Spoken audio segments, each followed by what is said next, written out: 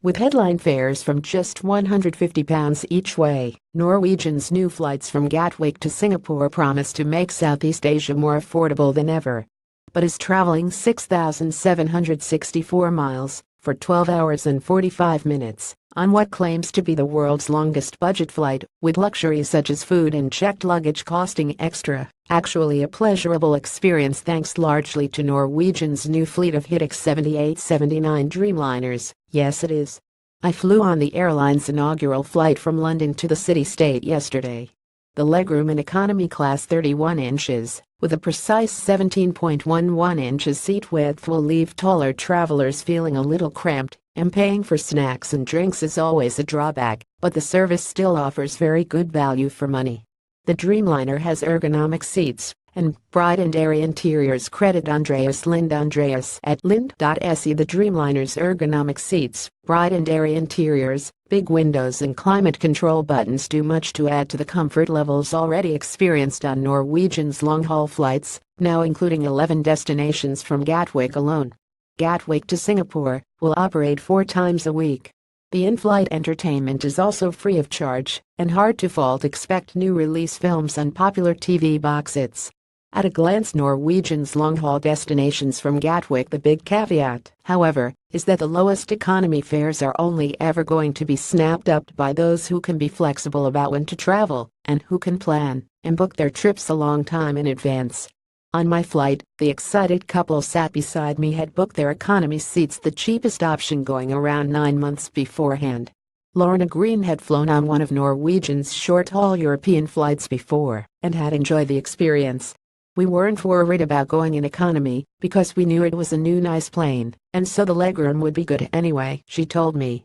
It was this that saw the pair drinking Prosecco at the departure gate during the airline's pre-departure celebrations, while a line danced at their feet.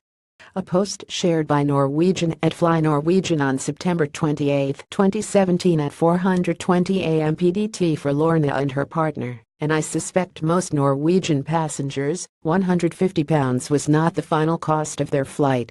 Checking in a bag will cost you an extra £25 each way, and 2 meals which you'll probably need during almost 13 hours in the sky costs another £25. Book both of these in advance, and you also get to choose your seat. So that's an extra £100 per person per return flight, unless you want to travel to Asia with only hand luggage and a handsome supply of snacks to keep you going. And those £150 fares really are elusive. Looking at departures in October, Norwegian's lowest rate simply cannot be found. The cheapest available one-way ticket, departing on October 30th, costs £279, or £329 once you have paid for a checked bag and a couple of meals. At a return flight a week later, and you are looking at a minimum spend of around £470 or £570 if you want checked luggage and food. Which airlines offer the most legroom? That figure of £570 certainly isn't a low-cost fare, especially when you consider that British Airways has available seats on the same dates, which include a 23 kilograms checked luggage allowance and free food and drink for £498.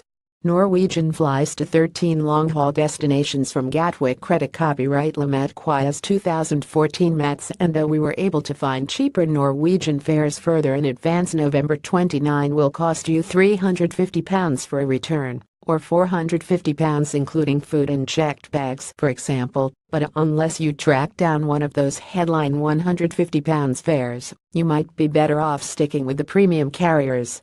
Norwegian currently has £150 fares for departures on January 21, 24 and 29, and for plenty of dates in February and March. Fly out on January 29 and return on February 6, and you'll pay as little as £300, or £400 with food and hold luggage. That's more like it. The cheapest direct flights from London to popular destinations once you have bagged that lead-in price and arrived in Singapore. There is a whole raft of regional budget airlines, from AirAsia and Scoot to Australian carrier Jetstar, who can fly you into other popular destinations in the region for very small sums of money. For those hoping to use Singapore as a starting point for a Pan-Asian jaunt, or, as Lorna and her partner were, the first stop on a round-world trip, Book ahead and you could fly from London to Singapore for £150 with Norwegian, then on to Bangkok or Kuala Lumpur with AirAsia for around £30, or even Sydney from around £105 with Scoot. And for those who need their legroom and cradle chairs, premium economy is available from £699 one way, or cheaper still, via an upgrade auction a few weeks before flying around the world by budget airline.